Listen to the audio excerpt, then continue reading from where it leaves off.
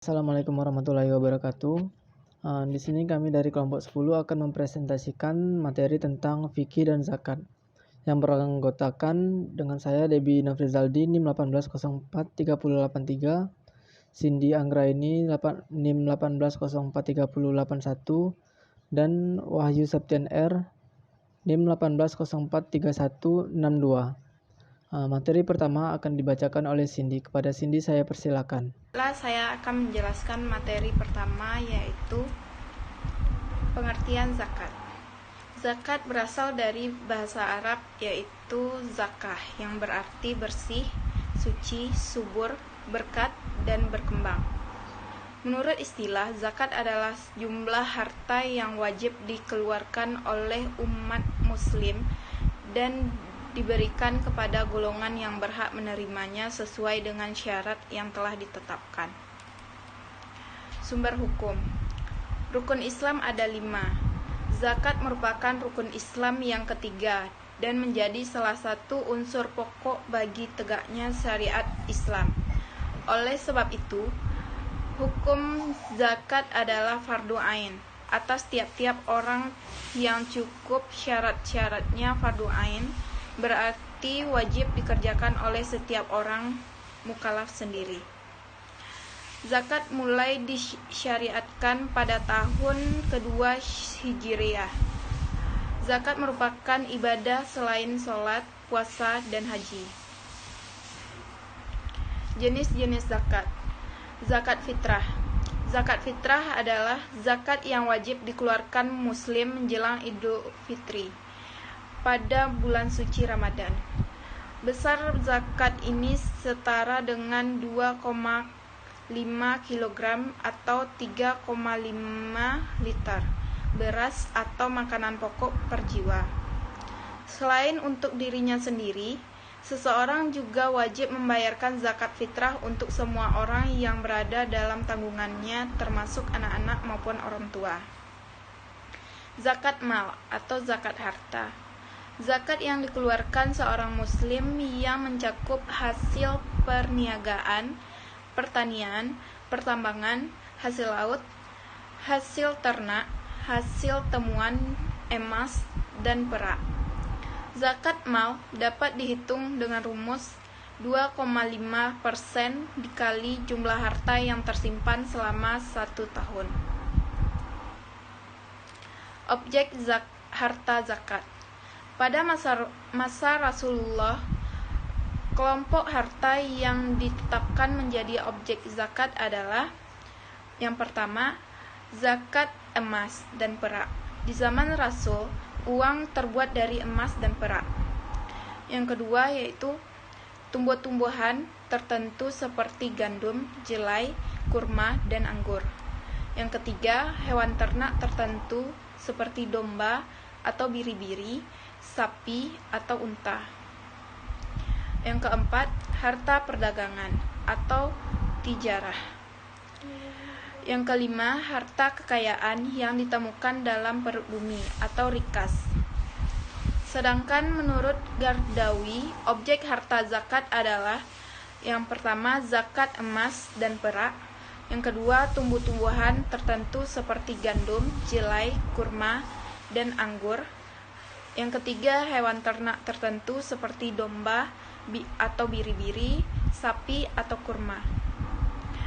Yang keempat, harta perdagangan. Yang kelima, hasil pertambang.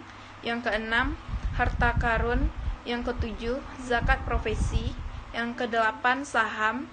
Yang kesembilan, beban produktif. Materi selanjutnya akan dijelaskan oleh rekan saya, Wahyu. Saya akan melanjutkan pemaparan materi, yaitu zakat barang temuan. Zakat barang temuan atau rikas adalah zakat yang wajib dikeluarkan untuk barang yang ditemukan terpendam di dalam tanah atau yang biasa disebut dengan harta karun. Zakat barang pertemuan tidak mensyaratkan baik haul atau lama penyimpanan maupun nisab atau jumlah minimal yang terkena kewajiban zakat. Sementara kadar zakatnya adalah sebesar 1/5 atau 20% dari jumlah harta yang ditemukan. Jadi setiap mendapatkan harta temuan berapapun besarnya, wajib dikeluarkan sebesar 1/5 dari besarnya total harta tersebut. Kemudian ada orang-orang yang berhak menerima zakat, yaitu fakir, kemudian miskin, pihak yang mengurus zakat atau biasa disebut amil, golongan mu'alaf, orang yang belum merdeka atau rikab, orang yang berutang atau goirimin, orang yang berjuang di jalan Allah atau fisabilillah, orang yang melakukan perjalanan menuju Allah atau ibnu sabil. Kemudian orang yang haram menerima zakat yaitu orang kafir dan ateis, orang kaya dan mampu berusaha, keluarga Bani Hashim dan Bani Muthalib atau Ahlul Bait, dan orang yang menjadi tanggung jawab para wajib zakat atau muzaki. Selanjutnya yaitu hikmah dari zakat. Terdapat beberapa hikmah dari zakat, diantaranya yaitu yang pertama mengurangi kesenjangan sosial antara mereka yang berada dengan yang miskin. Yang kedua, pilar amal jama'i antara mereka yang berada dengan para mujahid dan da'i yang berjuang dan berdakwah dalam rangka meninggikan kalimat Allah Subhanahu wa taala. Yang ketiga, membersihkan dan mengikis akhlak yang buruk. Yang keempat, membersihkan harta dan penjagaan dari ketamakan orang jahat. Yang kelima, ungkapan rasa syukur atas nikmat yang Allah Subhanahu wa taala berikan. Yang keenam, untuk pengembangan potensi umat. Yang ketujuh, dukungan moral kepada orang yang baru masuk Islam. Yang kedelapan, menambah pendapatan negara untuk proyek-proyek yang berguna bagi umat. Baiklah, terima kasih. Saya kembalikan kepada moderator. Baik, selanjutnya saya akan melanjutkan materi dari perlakuan akuntansi pada PSAK 109. Pada standar akuntansi keuangan PSAK nomor 109, ada istilah-istilah yang digunakan dalam persyaratan akuntansi dengan pengertian PSAK 109 paragraf kelima. Yaitu yang pertama ada amil adalah entitas pengelolaan zakat yang pembentukannya atau pengukuhannya diatur berdasarkan pengaturan perundang-undangan yang dimaksudkan untuk mengumpulkan dan menyalurkan zakat, infak atau sedekah. Yang kedua ada dana amil, adalah bagian amil atas dana zakat dan infak atau sedekah serta dana lain yang diperoleh dari peruntutan bagi amil. Dana amil digunakan untuk pengelolaan amil. Dan yang ketiga ada dana infak atau sedekah, adalah bagian non-amil atas penerimaan infak atau sedekah. Yang keempat ada dana zakat, yaitu bagian non-amil atas penerimaan zakat.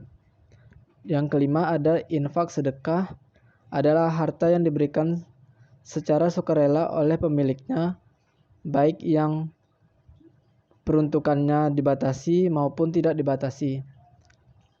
Dan yang keenam ada mustaqid. Mustaqid adalah orang atau entitas yang berhak menerima zakat. Yang ketujuh ada muzaki, yaitu individu muslim secara syariah wajib membayar atau menunaikan zakat. Yang keempat ada nisab, adalah batas minimum harta yang wajib dikeluarkan zakatnya. Dan yang terakhir ada zakat, yaitu harta yang wajib dikeluarkan oleh muzaki sesuai dengan ketentuan syariah untuk diberikan kepada yang berhak menerimanya atau mustaqid. Karakteristik zakat merupakan kewajiban syariah yang harus diserahkan oleh muzaki kepada musalik, baik melalui amil maupun secara langsung. Ketentuan zakat mengatur mengenai persyaratan nisab, haul periodik, tarif zakat atau kadar, dan peruntukannya pada PSAK 109 paragraf ke-6. Zakat dan infak atau sedekah yang diterima oleh amil harus dikelola melalui prinsip syariah dan tata kelola yang baik sesuai dengan PSAK 109 paragraf ke-9. Baik, itulah hasil presentasi dari kelompok kami. Apabila ada kesalahan kami mohon maaf, dan kepada Allah kami mohon ampun. Wabillahi taufiq wal hidayah. Assalamualaikum warahmatullahi wabarakatuh.